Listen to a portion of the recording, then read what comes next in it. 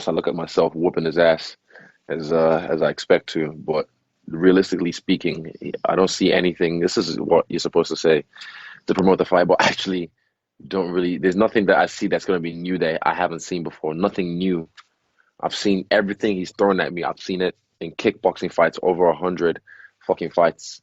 So yeah, I don't really think there's anything he's gonna bring that I haven't seen already. But even as recent as yesterday, as recent as day before yesterday, there's some new shit coming, man. Like I'm making some really big epiphanies in fighting and fighting itself. So yeah, I've been shadowboxing in my living space behind me, and I've been looking at some videos.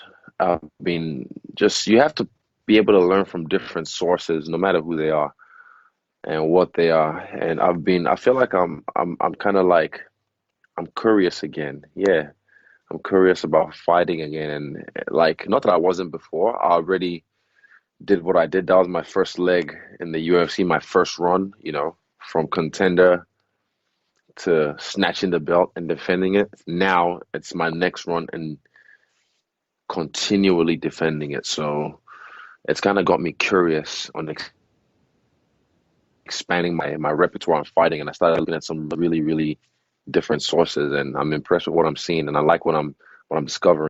By the way, what about everyone losing their minds on Saturday when Conor comes out all of a sudden with his pound for pound rankings and everyone just loses their mind, right? Everyone weighs in on this. Yeah, but that's him though. Conor's such a big deal, right? Everybody pays attention. Like it's like these people don't have the ability to just like ignore it. Like everybody wants to say something.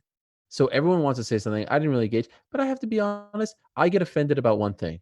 And this is not because we're doing the show. Your name does not come up enough in the pound for pound discussion. Ever. It's and I'm not talking about the current. I'm talking about the all time. Yeah, it's so odd. I don't know. I don't know what it is that makes people not respect what you've done, but maybe you're one of those guys that is gonna the legacy you leave will be respected and held in more high regard when you're gone. Because the reality is I did this thing all the way right. I did it all the way right. I never tested positive for anything. I never, if you want to say I cheat, the only thing that they can ever say I cheated was the thing in Buffalo with the towel thing. That's it. Like this, if that's the biggest thing you have to hold against me, then are you owning up to something? No, is this I'm not owning up to anything right now? I'm saying like everybody's like, oh, you held the towel. I didn't hold the towel. But if you want to say I held the towel, then listen, okay. Well, I think there's actual footage of you touching the towel. Listen, I didn't touch the towel, but like if you want to let your eyes trick you, let your eyes trick you. Let it trick you. But I'm saying like it was all an illusion. But if that's the biggest thing, even if I did, say by chance that I touched that towel very slightly, right?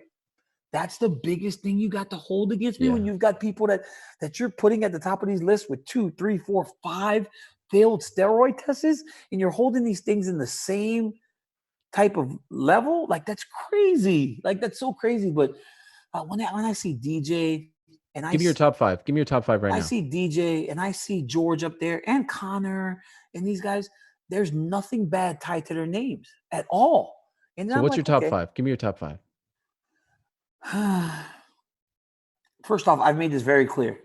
Failed steroid tests or anything, you're out. You're out. That's you're out. You fail any steroid test, you're out, right? No? I mean, Barry Bonds is out. Yeah, not in the Hall of Fame. I mean, Mark McGuire's not in the Hall of Fame. Dude's at 75 home runs in one season. Roger Clemens. Yeah. Steroid test, you're out. That's the way a lot of sports have done it. But I say in no particular order, Demetrius Johnson, George St. Pierre, Habib Nurmagomedov, who goes to 28-0. Myself's in there. And honestly, man, when you start doing that, I think you got to, How are you forgetting the greatest of all time? I said George St. Pierre. Did you forget George? Oh, did you say George? I said George. My bad. Right away. But no, I think honestly, man, you start weighing accomplishments, and you got to start thinking in time. When you start going 5, 6, Conor McGregor's in there. Dude won 2 titles. I know he didn't defend anything, but he won 2 championships. Okay, so the 5 that you came up with were Habib, Conor, George, Habib, George, DJ, myself, and Demetrius. Probably McGregor, or he won 2 belts. Henry Cejudo. Henry Cejudo. Henry Cejudo's in there too. So like 5, 6. Henry Cejudo won 2 belts. Like, who's number 1 in your mind? The greatest fighter of all time. I think George St. Pierre. Honestly, if I got to be honest, I think George St. Pierre. I think when George St. Pierre won that fight against Michael Bisping at 185 and became a champion in 2 weights with all he had done before, I think it's George. And walked away as 170 champ, walked away at 185. There's no slight on his 2 losses. I'm not trying to slight Anderson. I'm not trying to slight Jones. Like, the talent it's very visible. But you start failing tests, man. You can't fail tests. You just can't fail tests. So when these people are doing, and they're saying all that, and my name's never mentioned, it's so crazy. Well, so then can I say something to you? If we're going to go with those guidelines, and I have no problem with them, honestly, if we're going to go with you have to be 100% clean, no infractions on your resume, no PED failures, any of that, it's George St. Pierre, and then it's you. I'm sorry. Like, I love DJ, but let's look at the strength of schedule here. Let's look at the fact that you went up to heavyweight when he went up to 135 and fought Dominic. He got beat. Yeah, I know. It blows my mind that you don't get mentioned in this discussion. It's just the way people are, man. Like, people they want to take. Does it bother you? Not necessarily. It a little bit. It just kind of like, I just don't understand why the body of work isn't as respected as some of the other people. But it is what it is. I've never had, like, Stipe beat me, right? With no questions. Stipe was clean. He's a good man. He's a good fighter. And that dude dug deep. I beat him up so much. I hit him so many times. He was in phenomenal shape. He got the job done. I have no qualms about it. But, like, some of the other things, like their steroid tests and everything else involved, like, that's not and dude might have still won the fight. Jones might have still beat me. But when you get those things in there, it kind of sucks, man. It just sucks. So I think but again, like I said, a lot of fans are kind of like, they're not that smart, so they just see things for what they want to see. Like, from the fighters too. I feel like the fighters should give you more respect, to be honest. I think a lot. And it's not just Conor's list. I notice it from all the fighters. They don't mention you enough.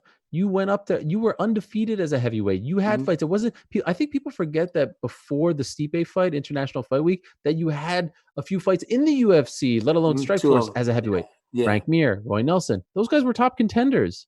They were both in the top 5 when I fought them. Yeah. Right. So my title shot was legitimate, I felt. But hey, look, man, you can't change the way people see things. But I think if people look at everything, all things considered, it'll be fine.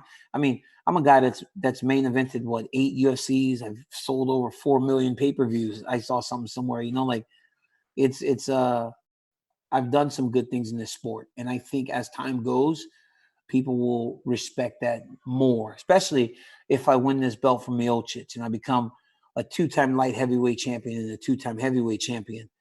Then you can't question anything.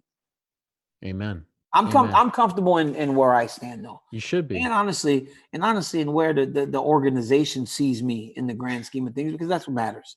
And I have a ton of fans that are so supportive and they're so loving and they care. And as much as I get the people that don't respect the things I've done, it's 5 times the size of people that support me and believe that I am one of the best fighters of all time.